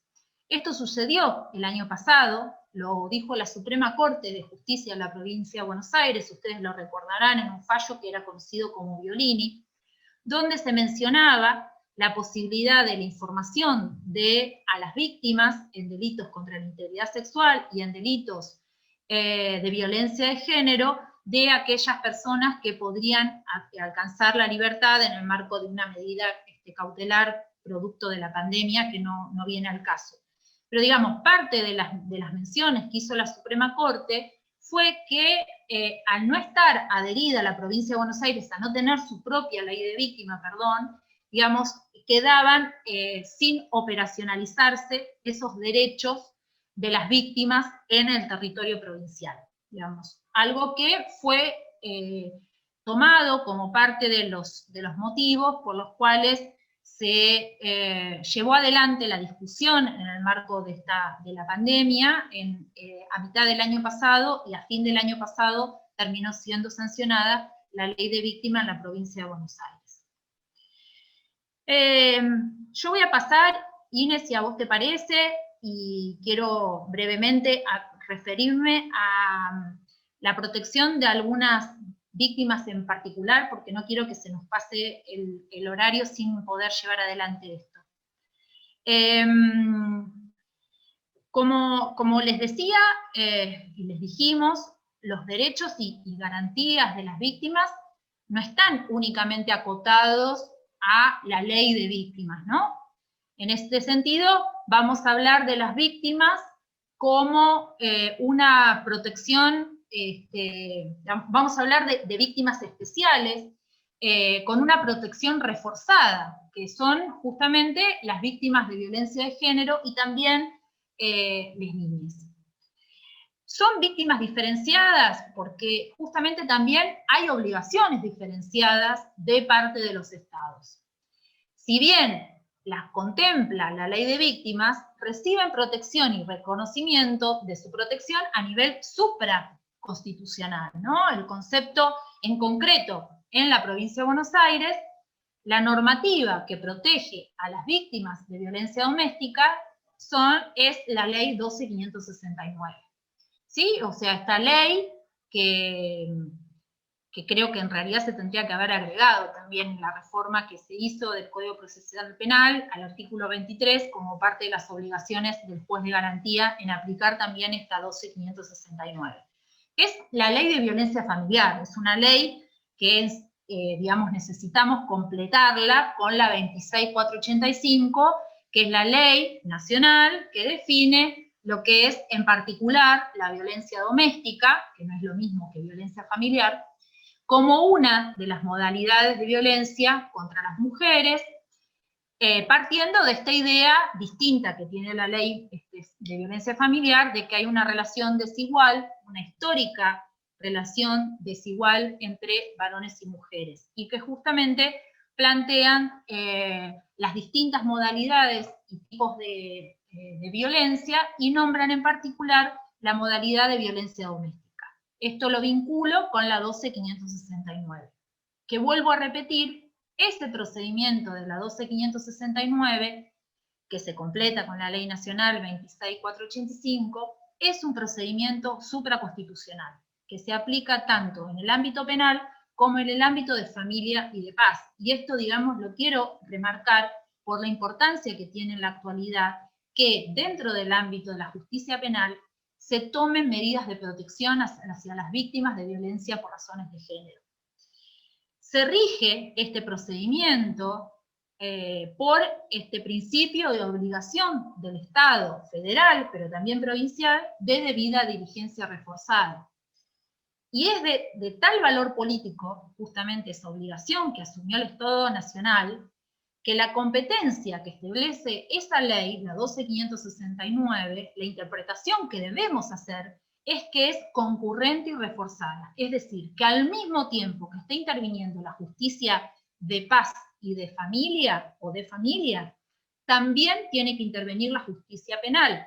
No se deben archivar las actuaciones porque está interviniendo la justicia penal y de familia.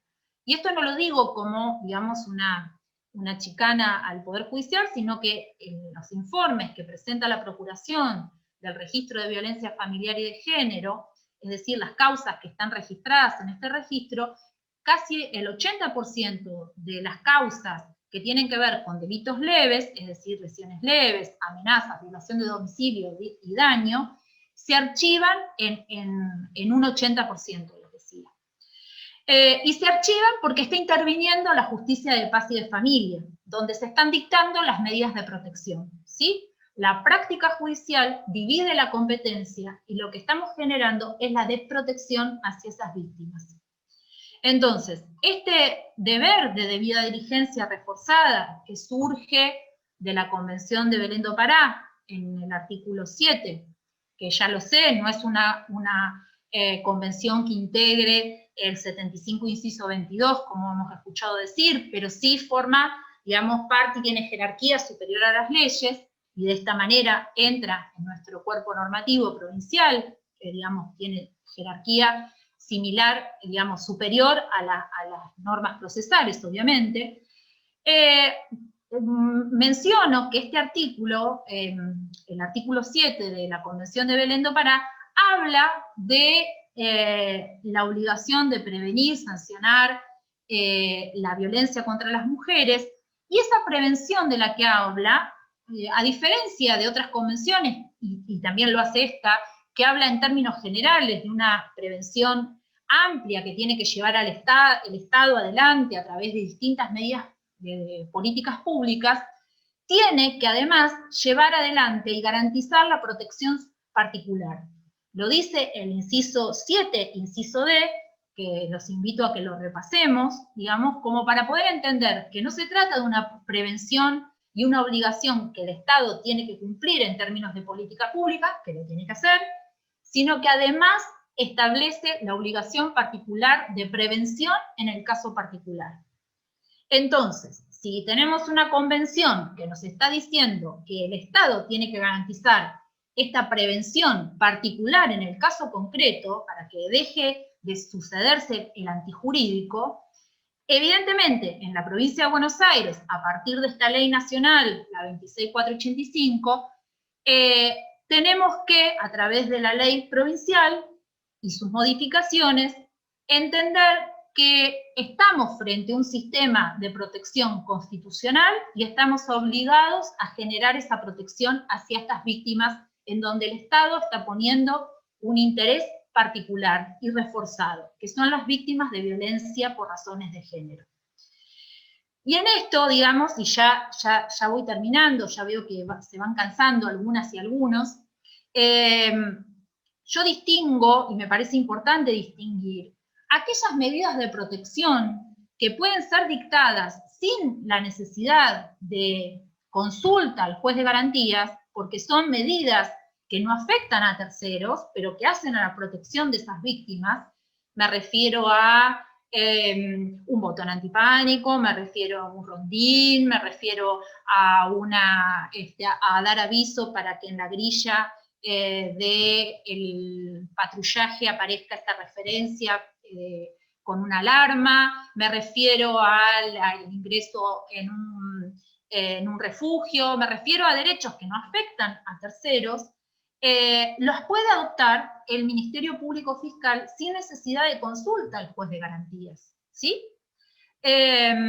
Porque, digamos, no solamente lo puede hacer, sino que forma parte de lo que dijimos, que son obligaciones de parte del sistema de justicia por la ley de víctimas, pero también lo es por el artículo 40 de la ley del Ministerio Público, que habla de que el Ministerio Público Fiscal arbitrará los medios para proteger a quienes por colaborar con la Administración de Justicia corran peligro de sufrir un daño, ¿sí? Además de la 15.232, de la cual hablábamos recién, ¿no? Y que esta postura del rol que deben cumplir los agentes fiscales en la protección a las víctimas también ha sido reafirmado por el procurador, por el doctor Contegrán, ¿no? En la resolución 213 del año pasado, que hablaba que en este marco normativo el acompañamiento a las víctimas como vértice de la pirámide de resguardo constituye uno de los objetivos prioritarios del Ministerio Público de la provincia de Buenos Aires.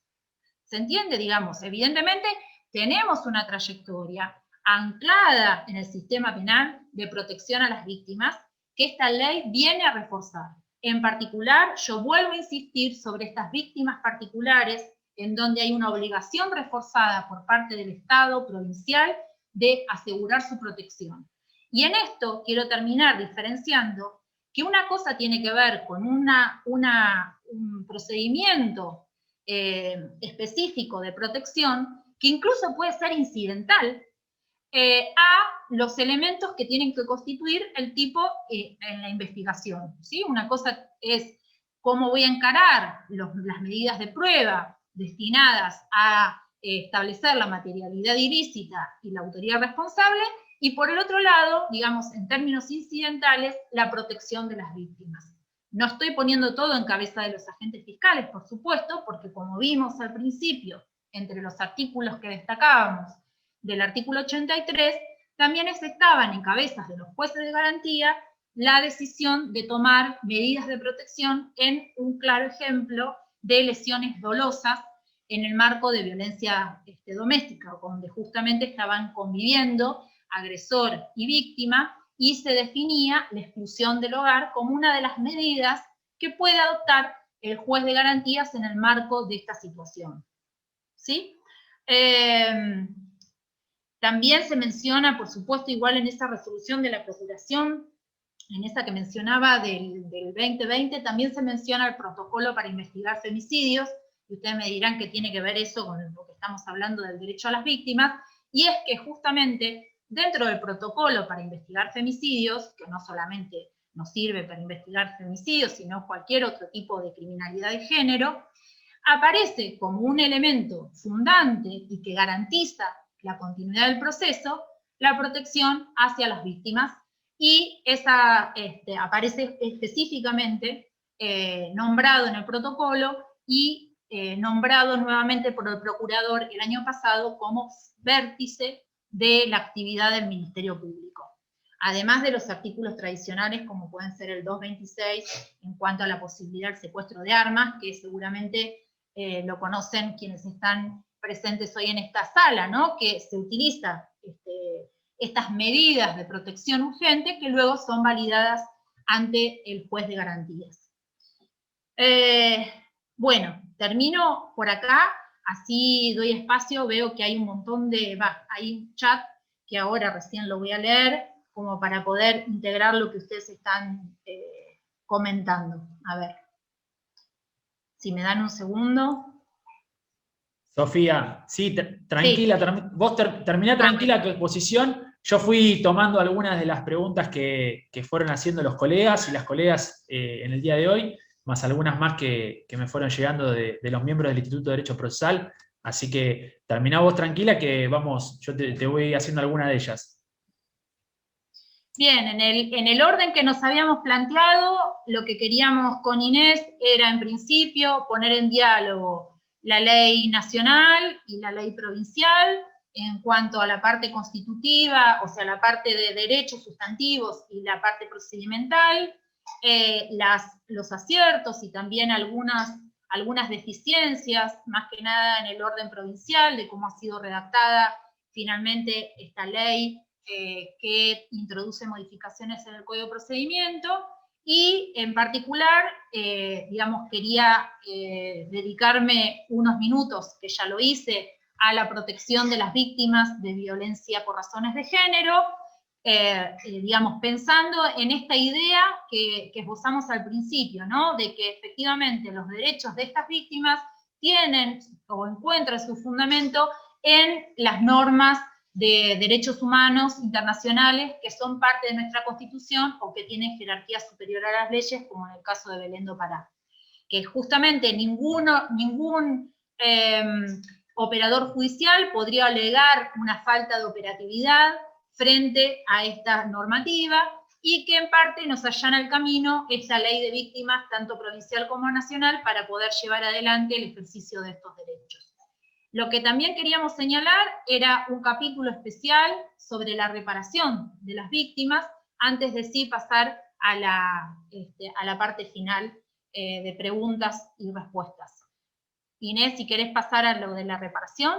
Y alguna otra cosita que por ahí omití decir, o para reforzar, tiene que ver con que esta protección, digamos, de los derechos de las víctimas en el proceso penal tienen, por supuesto, un aspecto de reconocimiento de la participación netamente procesal, pero también tiene digamos, un correlato en lo que es la normativa constitucional y convencional, o sea, no son concesiones que la ley provincial o la ley nacional hacen a las víctimas, sino que son, en todo caso, la reglamentación de derechos reconocidos convencionalmente. Y ya la Corte Interamericana de Derechos Humanos tiene una larguísima trayectoria, de hecho toda su jurisprudencia la ha forjado en gran parte respecto de los derechos de las víctimas.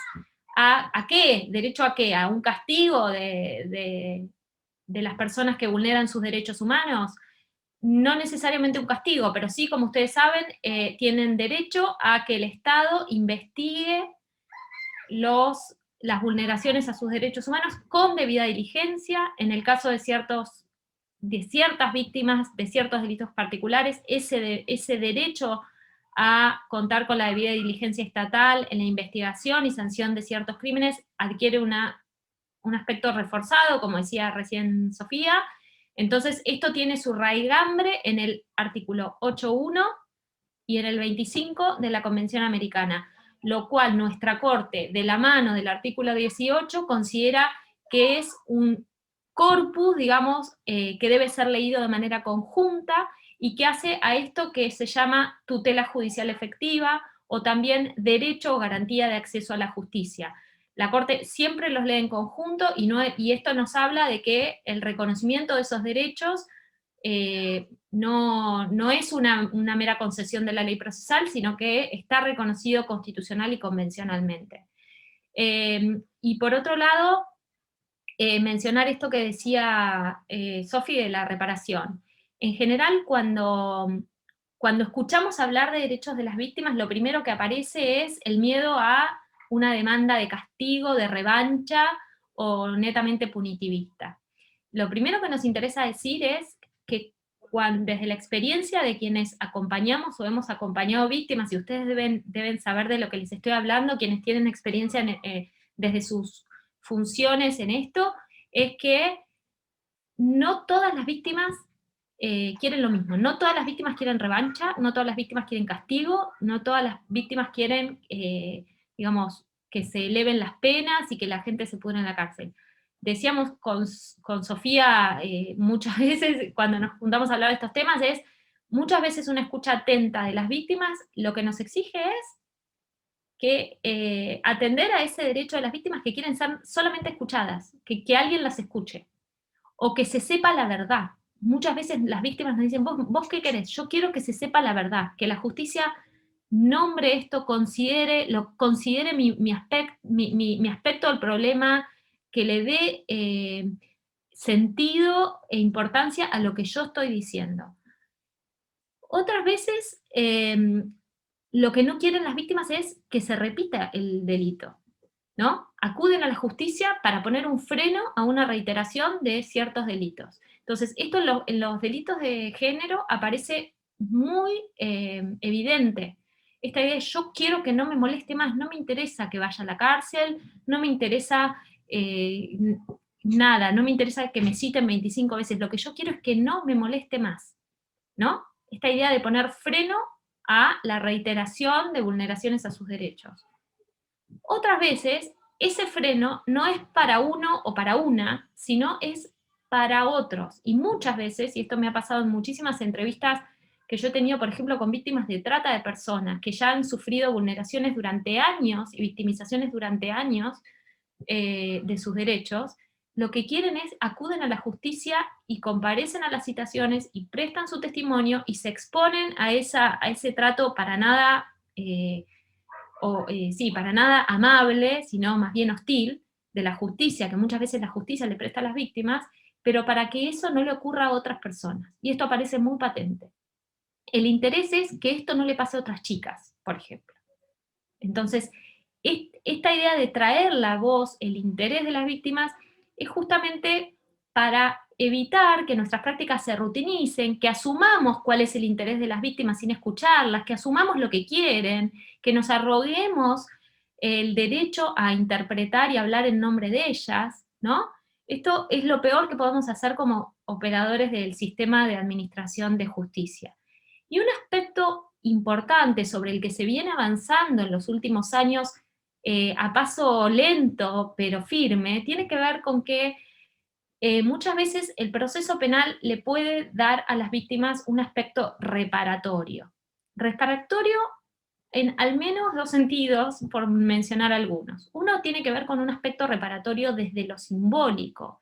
Esta idea de que hay víctimas que con el solo hecho de comparecer a un juicio ante un tribunal, estar cara a cara con su agresor o su agresora, poder prestar testimonio, ser escuchado, ya eso implica una reparación. Esto, las víctimas de violencia institucional o las víctimas de delitos vinculados a lesa humanidad, muchas veces aparece esta idea de el proceso penal como reparatorio de sus derechos de manera simbólica, pero no solo quedarnos en lo simbólico, sino que en los últimos años se está avanzando a que dentro del proceso penal esté ejercida o no la acción civil, con las herramientas que ya nos brinda el Código Penal, se pueda en la sentencia de condena contemplar la reparación para las víctimas. ¿Cómo? Una herramienta que ha sido particularmente eficaz en este sentido tiene que ver con la pena de decomiso, ¿no? Esta idea de la posibilidad del decomiso como accesorio de ciertos delitos, de los bienes que se utilizan para el delito y que constituye una consecuencia que trae la condena, ese decomiso y su afectación ¿a qué? Bueno, el mismo Código Penal nos brinda la herramienta para eso, porque nos habla tanto el orden de prelación, de a qué se afecta el decomiso, tiene que ver con, en primer lugar, indemnizar los daños que ha ocurrido o que han ocurrido como consecuencia del delito, el artículo 30 del Código Penal, en conjunción con la lectura del 23. Entonces, muchas veces en las sentencias de condena, se está haciendo en los últimos años a pedido de las querellas, o de oficio incluso, que los decomisos de ciertos, por ejemplo, establecimientos que han servido para la explotación de las víctimas de trata sexual o de trata laboral, pero podemos pensar en otro tipo de delitos también, el lugar en el cual han ocurrido los hechos se decomisa y se afecta a la reparación de las víctimas. Este aspecto reparatorio, que tampoco es caprichoso, sino que también viene de la mano de compromisos internacionales. Inés, ¿de dónde? Sí. Te interrumpo un segundito, les digo por si tienen voluntad de contestar alguna pregunta de los colegas. Estamos a 10 minutos de terminar. Les aviso esto por las dudas.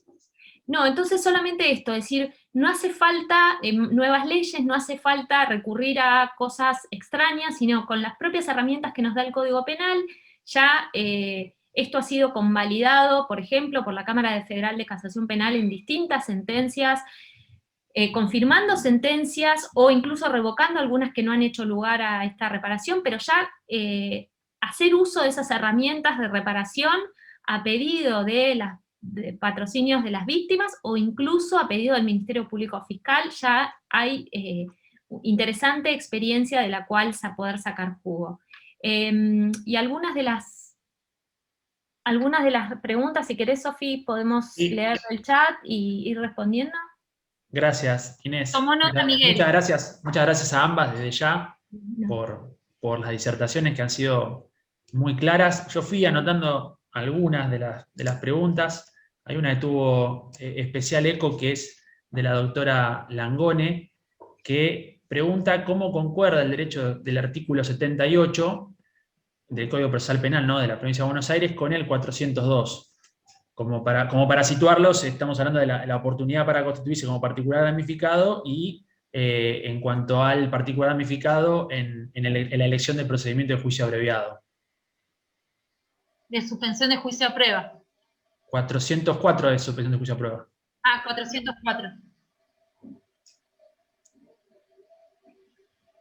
Sí, la vi la pregunta y advierto lo mismo que Silvina, que hay un problema del tiempo procesal, del cual, digamos, hasta ahora es muy nueva la ley, no hemos tenido la jurisprudencia suficiente como para poder despejar esas cuestiones. No sé si aún está Silvina por acá para ver cuál es su opinión, ella que es fiscal de juicio, justamente, digamos, y lleva adelante además una actuación antes de la ley de víctimas, de mucho respeto a la posición de las víctimas. Sí, no sé si está para... no sé por qué eso lo maneja el moderador que está detrás, vamos a decir. Ahí está Silvi, ahí está. Hola, Silvi. A ver si la podemos desmutear.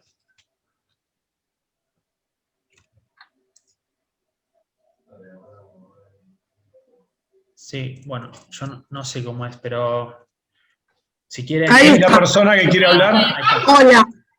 Hola, ¿qué tal? Buenas tardes. No, doctora. es algo que además me pasó con una víctima, porque íbamos a celebrar un abreviado con una defensoría, y la víctima no estaba de acuerdo en el monto de la pena, porque había un problema con la calificación, y sin perjuicio de que no es claro, porque ahí humildemente creo que se equivocó el legislador, no tuvo en cuenta que faltaba esa concordancia, porque no es posible compatibilizar los tiempos hasta 30 días antes del debate si yo como Ministerio Público Fiscal, sin tener en cuenta la opinión del particular damnificado, puedo celebrar un juicio abreviado. Quiere decir que estoy tirando por la borda el derecho que por el otro lado le asiste.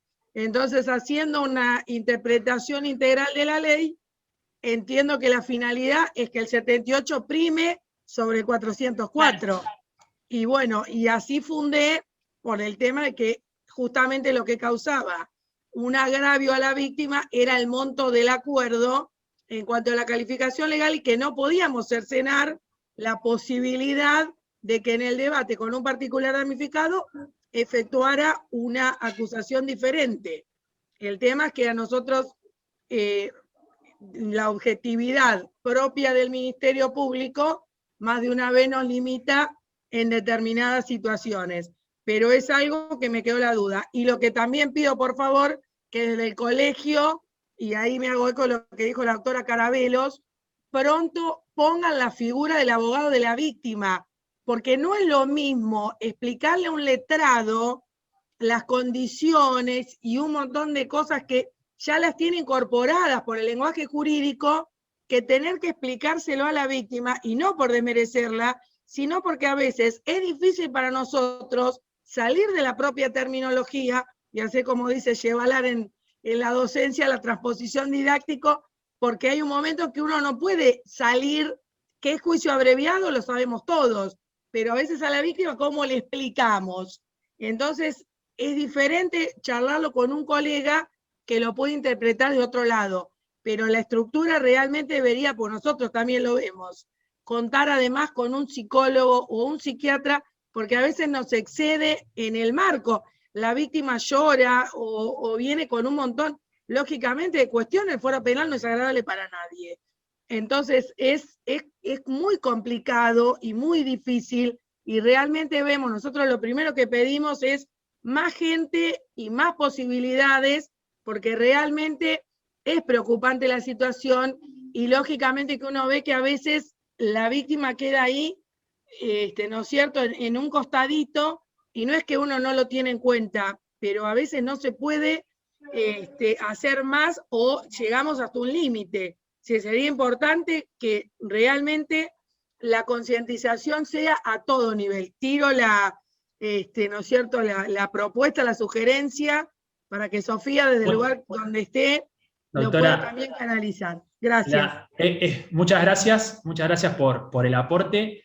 Tomo también la solicitud, vamos a decir, como miembro del instituto, pero la realidad es que siento que puede ser un canal de solución, ¿no?, para trabajar conjuntamente con la víctima, pero no sé si va a ser la solución definitiva, porque ha pasado en situaciones, no de juicios abreviados, pero, o sea, sí de abreviar procesos, pero por suspensión de juicio a prueba, donde se le trata de explicar a la víctima con asistencia particular en qué consiste, o sea, supuestamente previa asesorada, en qué consiste el juicio abreviado, en qué consiste la suspensión de juicio a prueba, y cuando su causa está próxima a prescribir, y aún así víctimas supuestamente previa asesorado insisten en la celebración de un debate que le estamos avisando que se va a prescribir. Entonces digo, yo no sé si realmente que desde el colegio o que se pueda sancionar el abogado de la víctima le va a dar una solución definitiva a esto, pero bueno, quizás puede ser un aporte, doctora. En ese sentido, tomamos la solicitud. Muchas gracias. Sigo, otra pregunta, doctoras, que se generó, tenemos 4 minutos. A ver. Bueno, algo dijo la doctora Carabelos en cuanto a los reconocimientos de la ley, o sea, dijo mucho, pero en este sentido, ¿qué modificación estructural se implementó para cumplimentar los mandatos de esta norma? ¿O en qué se está trabajando estructuralmente para que estos reconocimientos de la ley no queden, vamos a decir, sin aplicación, sino que justamente cambie el paradigma y que se puedan aplicar?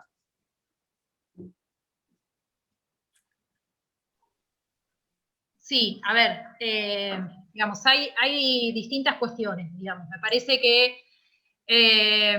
la ley plantea, por un lado, todo lo que tiene que ver con la reforma del Código Procesal Penal, que eso ya quedó incorporado, ahora será la práctica judicial y la Administración de Justicia la que deberá hacer los ajustes necesarios para también implementar lo que tiene que ver con la parte más práctica, desde como había una OGA para organizar la agenda de las audiencias, tendrá que ver con el contacto con las víctimas y todo lo que tiene que ver con la notificación y las vistas a esa víctima. En relación al Ejecutivo, acá hay un doble juego. Por un lado está el Colegio de Abogados de la Provincia de Buenos Aires, que tiene a su cargo efectivamente la constitución de ese registro, que recién me comentaba por privado Lucía Llanes, que si está por ahí también puede decir 2 palabras, respecto de cómo va a ser la constitución de este patrocinio. Entonces, por un lado, el Ministerio de Justicia cuenta con estructuras que favorecen el acceso a la justicia de las víctimas, pero son el Colegio de Abogados de la Provincia de Buenos Aires la que debe garantizar la apertura de ese registro y la puesta en funcionamiento de los profesionales que van a ejercitar este derecho en consonancia con lo que se plantea en el ámbito de la justicia. Creo que estaba Lucía Llanes, si es posible, 2 palabras de ella, también sería importante que participe, es la directora provincial de acceso a la justicia del Ministerio de Justicia de la Provincia de Buenos Aires. Sí, sí, la conocemos a la doctora Llanes, la tuvimos hace muy poco en una disertación justamente acerca de la ley de víctimas, así que estuvo disertando para este mismo instituto. No sé si está por ahí, si no, pasamos a otra pregunta. Sí. Otra pregunta que se generó mientras tanto... En el ámbito, una cosa más, digamos, que no tiene que ver exactamente con la ley de víctimas de la provincia, la nueva, la que quedó, digamos, sancionada, pero sí que tiene que ver con una trayectoria de protección hacia las víctimas. Esto me refiero a la oficina de rescate de personas víctimas de trata, tanto federal como provincial, que digamos son programas que funcionan en la provincia de Buenos Aires justamente para dar asistencia a esas víctimas que, si bien son atrapadas por la justicia federal, atrapadas en el sentido del proceso penal, queda bajo la órbita de la justicia federal, el cumplimiento de gran parte de la protección está en cabeza del Ejecutivo Provincial, digamos. Esos son espacios que ya... Ahí está Lucía. Gracias, Sofi. Bueno, primero gracias a Inés y a Sofi, porque la verdad yo estoy participando de la diplomatura como una alumna más y la estoy disfrutando un montón. La verdad que como contaba Sofi, para nosotros fue toda una experiencia, digo, trabajar en el marco de esta ley, en lo que pudimos aportar. Creemos que la técnica que tiene la ley en sí mismo, la redacción, como bien decían algunos y algunas, tiene, digamos, cierto Frankenstein de algunas otras leyes y por ende, digo, tiene algunas falencias que habrá que ir viendo o habrá que ir revisando de manera legislativa. Sí me parecía, en relación a lo que decía la doctora Langone, digo, y creo que es un punto particular, que cuando hablamos de este tema, el Instituto de Abogados y Abogadas de las Víctimas, digo, es un instituto excepcional, es un instituto que se crea a los fines de poder dar patrocinio jurídico y asistencia a las víctimas que están en condiciones de vulnerabilidad o que por alguna circunstancia del hecho en particular necesitan de ese patrocinio gratuito. Como bien decía Sofi, es un sistema que ya existió en Provincia de Buenos Aires y que fracasó por la falta de cumplimiento del pago de honorarios y también por el vaciamiento de los registros en el marco de cada uno de los colegios. Digo, si hay una cosa que nosotros hemos tratado de priorizar es que este sistema funcione, y es lo único que nos interesa, que realmente tenga viabilidad. Entonces hay que buscar una alternativa para que este sistema, digamos, tenga un ingreso criterioso de las personas que realmente van a poder tener un abogado o una abogada de la víctima. En eso hacía referencia Sofi bien, cuando decía como de nuestras preocupaciones para que no se vuelva a caer el sistema. Una de las cosas que nosotros reglamentamos es que el registro va a ser único, es decir, para que no pase lo que pasa con abogado del niño y abogada del niño, que como es departamental, digo, tenemos muchas falencias y muchos y muchas de ustedes seguramente lo deben sufrir en términos de cuándo hay curso, cuándo no hay curso, cómo ingresar al sistema, de qué manera hacerlo funcionar o los diferentes criterios que hay en cada departamento. Y los cursos van a ser gratuitos y se van a dictar todos los años. Digo, en ese sentido sí me parece que es urgente, siempre hablamos un poco de esto, bien decía Miguel que estuvimos en una disertación, que es poder pensar el Estado en su integralidad implica que los 3 poderes trabajemos de alguna manera juntos. Y este es un tema donde necesariamente lo tenemos que hacer, porque si los funcionarios y las funcionarias judiciales, o los funcionarios y funcionarias del Poder Ejecutivo, o incluso los legisladores y las legisladoras que hicieron esta ley, que por ahí tiene un montón de falencias, no trabajamos juntos y juntas en tratar de resolver las problemáticas que hay en este sentido, y es muy difícil, porque es infinito, digo, la cantidad de personas que necesitan ingresar en este sistema. Entonces, creo que la reglamentación va a traer ciertos criterios que obviamente va a ir también que acompañar en la modificación a medida que vaya pasando el tiempo y vaya avanzando la experiencia respecto de este instituto, pero lo prioritario es que funcione, que no se vuelva a caer, y que por sobre todo los profesionales y las profesionales puedan cobrar también, porque es la única manera de que no se caiga, digo, si no, permanentemente estamos en un sistema vicioso de alguna manera, y no en un círculo virtuoso. Es verdad, Lucía. Bueno, muchísimas gracias, la verdad que se puso más interesante todavía con el debate, y les agradezco desde ya a la doctora Inés Jauregui y a Sofía Carabelos que hayan participado con nosotros. Bueno, los dejo, me estoy entregando 3 minutos tarde.